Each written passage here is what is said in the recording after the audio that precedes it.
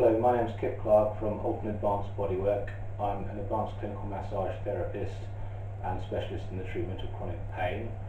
Today we're going to talk about exercises that can help with forward head posture, which is very common in office workers and stressed individuals, and where the head is pulled down forward like so. It can cause problems at the back of the neck, and a lot of people want to address it because it can look unsightly as well. People that should avoid these exercises: if you've got a ruptured disc in the neck, it would be wise to avoid them. Severe osteoarthritis of the spine possibly, and if you've recently injured the neck, I'd avoid these as well. Okay, so the first exercise is a Mackenzie exercise, I believe, and I call it the chin tuck, but I'm not sure about its true name. But basically this one, what you want to do, you want to move your head, use the muscles in the back of your neck to pull your head backwards as far as possible and hold it there for 5 seconds, but you want to bring it back in the same plane as the head is seated. I'll show you what I mean. So you're basically pulling the head straight back, like so, and holding it for 5 seconds. 1, 2, 3, 4, 5. But what you don't want to do is, when you're pulling the head back, it's quite common for people to look up. So they try and pull their head back, and rather than putting it back in that plane, they pull it back and look up. You don't want to be doing that. The other thing you want to consider is, if you do have a lot of curve in the back of your neck, you want to straighten the curve out so it's relatively so it's a slight curve rather than a strong curve before you take the head back. So to do that, to take the curve into a more gentle curve in my head, I only need a slight forward head tilt. If you've got a severe curve forward in your neck, like people with forward head posture often have, then you would need to tilt your head further forward. And once you've tilted your head forward enough to get a gentle curve forward in your neck, then you bring it back in that plane. So if your head is tilted forward that much, you need it to go back in that plane. Okay, so I'll tilt my head forward slightly. I'll keep my hands on my chest as well to stop me lifting my chest as I go back, because it's easy to use the body to take some of the movement out of the head and neck. But we want to keep it in the head and neck. So I'll tilt it forward slightly and then bring it back. 1, 2, 3, 4, 5, and relax. But what I'm not doing, I'm trying not to lift my chest up and try not to tilt my head back. I'm just bringing it straight back. And again. 1, 2, 3, 4, 5, and have a little rest.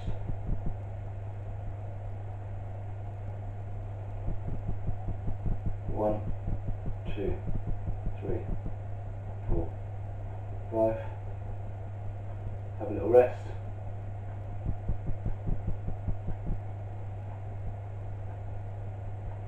1, 2, 3, 4, 5. And the other thing that's good to try not to do is to try not to hunch your shoulders. Try and keep your shoulders relaxed down, just bringing the head back on its own. Okay, we'll do one more.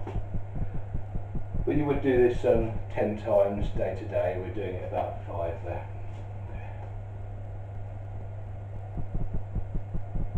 1, 2, 3, 4, 5. Okay, so you want to do that exercise. You want to hold it for 5 seconds each time. Do about 10 repetitions a day. The next exercise is, I believe, called the dart. You can do a more advanced version on the floor, but you don't really need to. And what we're doing with this is essentially we're trying to keep the shoulders dropped down. We're trying to pull the shoulder blades together to open the chest up, and then pull the shoulder blades down the back, pull them down into the back pockets. So basically your shoulder blades, you want them to move in and then tuck down towards your bottom. This is to strengthen the lower trapezius, which is long and weak in people with forward head posture and people that are kyphotic as well. Okay, so I'll show you if you watch my back. So you pull them in and then down. 1, 2, 3. You can hold this for 3 to 5 seconds, and again do 10 repetitions.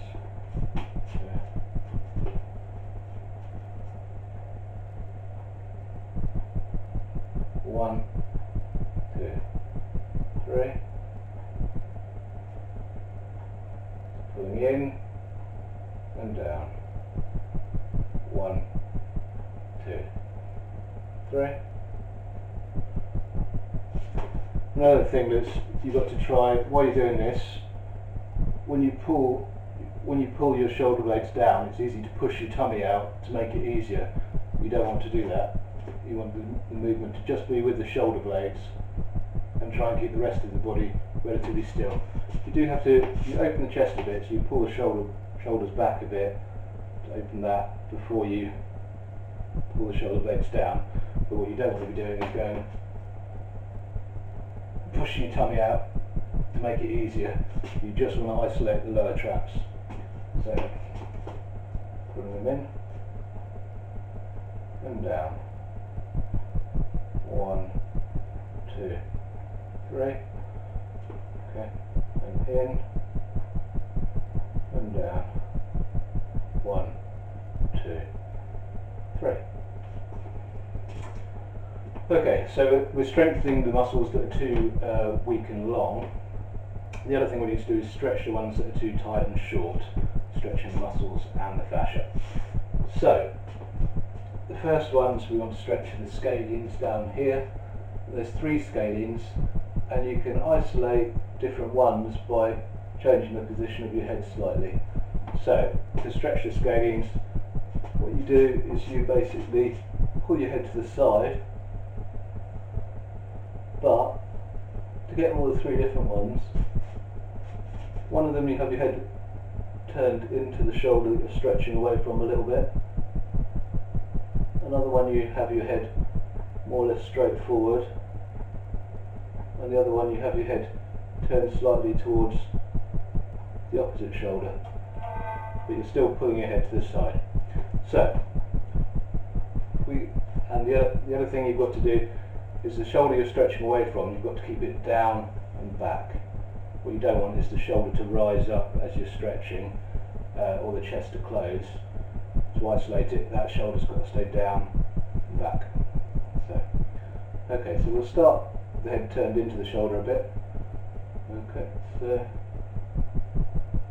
1, 2, 3, 4, 5, 6, 7, 8, 9, 10, 11, 12, 13, 14, 15, 16, 17, 18, 19, 20, 21, 22, 23, 24, 25, 26, 27, 28, 29, 30. So, you want to hold a static stretch like that for at least 30 seconds really. It seems like a long time, but the body fights the stretch for the first 10-20 seconds. So you've got to wait till the muscle actually starts to relax and not contract against the stretch anymore. Okay, so this time we'll have a head pretty much straight forward, head to the side, shoulder down and back. Okay, breath in, and then as you breathe out, stretch to the side. 1, 2, 3, 4, 5, 6, 7, 8, 9, 10,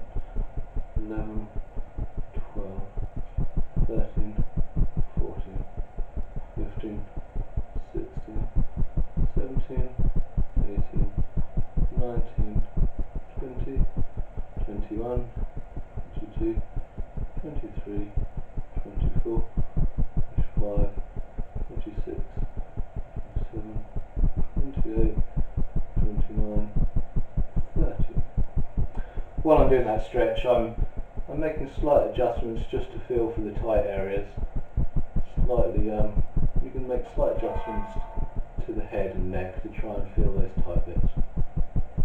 Okay, so the next one we will be stretching with the head slightly turned towards the other shoulder. So slightly turned that way. Breath in and breathe out.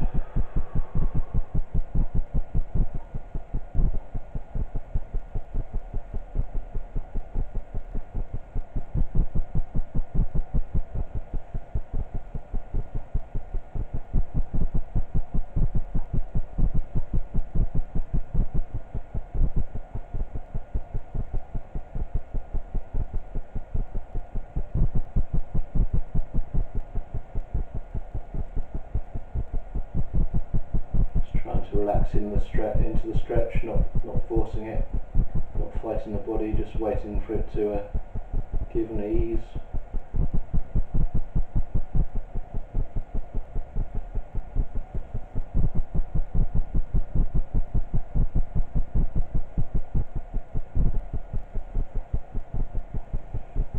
Okay, so we would do those 3 stretches on the other shoulder.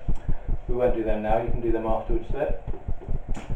The next one is the sternocleidomastoid, which is the big strap muscle that comes down the side of the neck here. Comes from the back of the skull down to the collarbone and also the sternum here. So this one, we'll do this on the other side. And what we do is we turn the head to about 45 degrees that way, and then we're going to hold the collarbone down, take a breath in, and breathe out. I'm trying to lengthen that area there. So we need to keep the shoulder down and back, collarbone down, breath in. And you have to close it. If you close the mouth, you can feel more stretch coming up here. So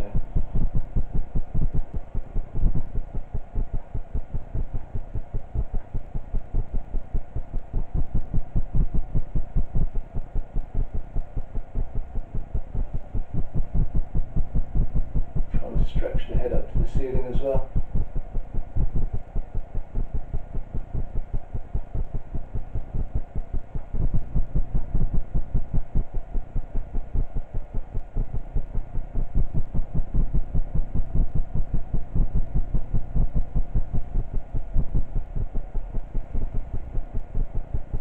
Carry on breathing naturally as you stretch.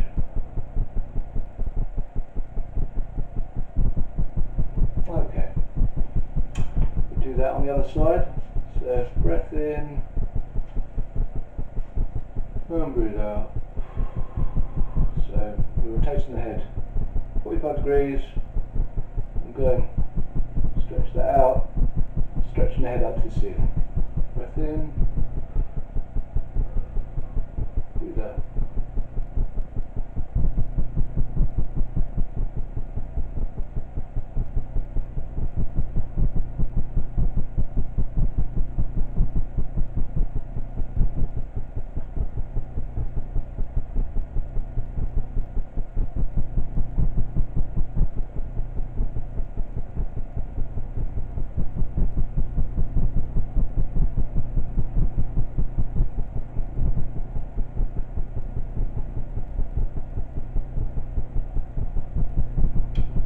So that's the sternocleidomastoid done there.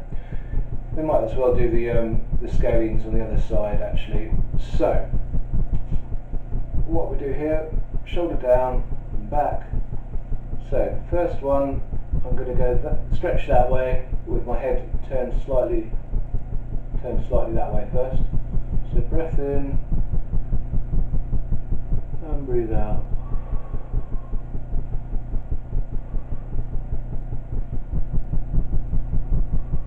That shoulder down and back, stretching down here.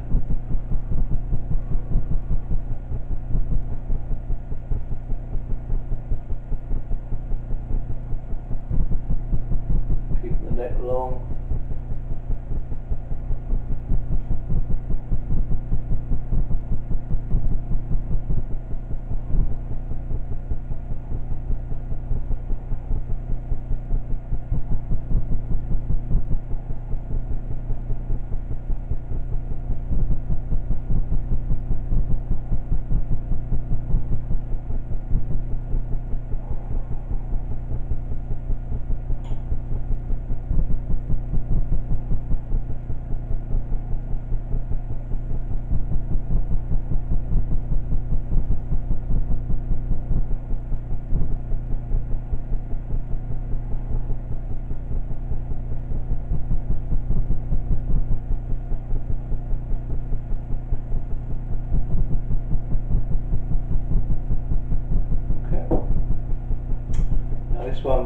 face forward.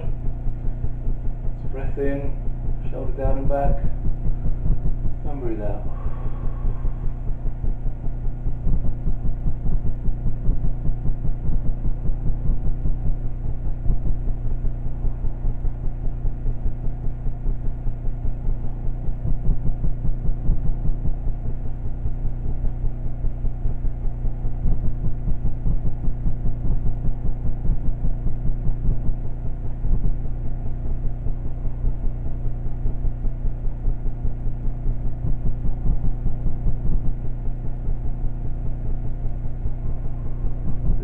Open this area out. Not forcing the stretch, just waiting till the body's ready to let the muscle go.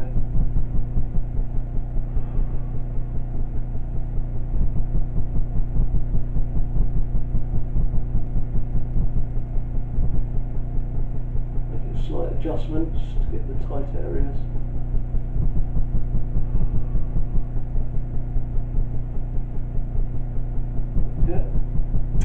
Third one, slightly rotate the head away from the that shoulder, still stretching to the side, stretch that out, breath in, and breathe out.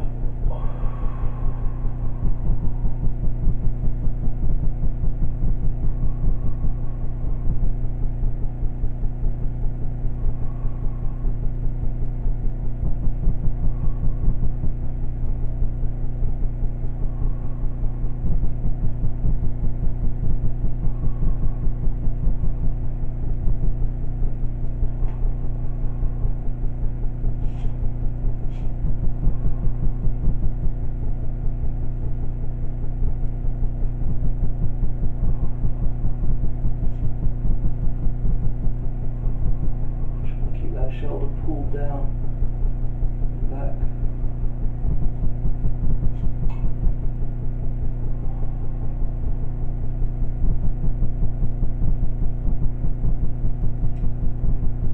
Okay, that's the scalenes done on the other side. One thing I forgot to mention is the stretch before sternocleidomastoid. When you're taking your head back to stretch that one, avoid this one. If you get any pinching in the back of the neck, avoid that one. And also, if you've ever had a stroke, it's best not to strongly extend the neck, so avoid that one in that case as well. Right, another stretch here. This is to stretch all the fascia and muscles that get tight down the front here. So, this one, what you're doing is you're opening your palms, pushing your arms down, stretching them down towards the floor, then moving them back slightly. You stretch down towards the floor, back slightly, and then lengthening the neck up to the ceiling and back to stretch that. Okay, so breath in, breathe out. First, push the hands down towards the ground, move them back slightly.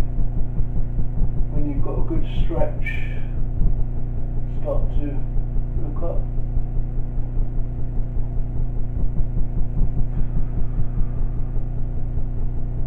Bringing the arms further back if you can't feel the stretch, and keep the mouth closed. Pull that.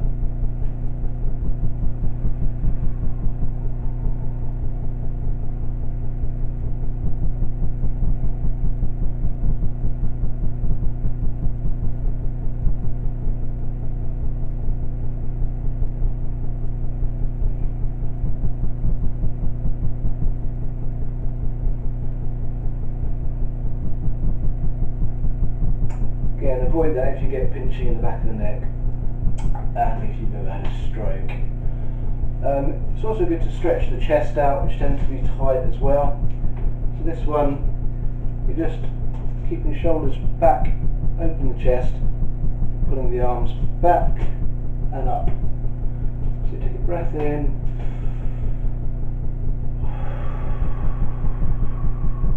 breathe out, open the chest, moving the shoulders back, the arms up, to really spread the front of the chest. Keep the head upright.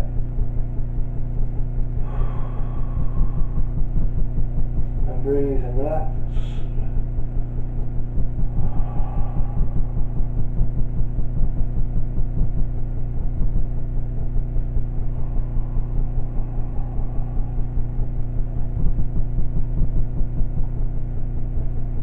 Pushing the chest forward as I'm pulling the shoulders back as well. Okay, also remember that often rehabilitation exercise alone isn't enough to address these problems.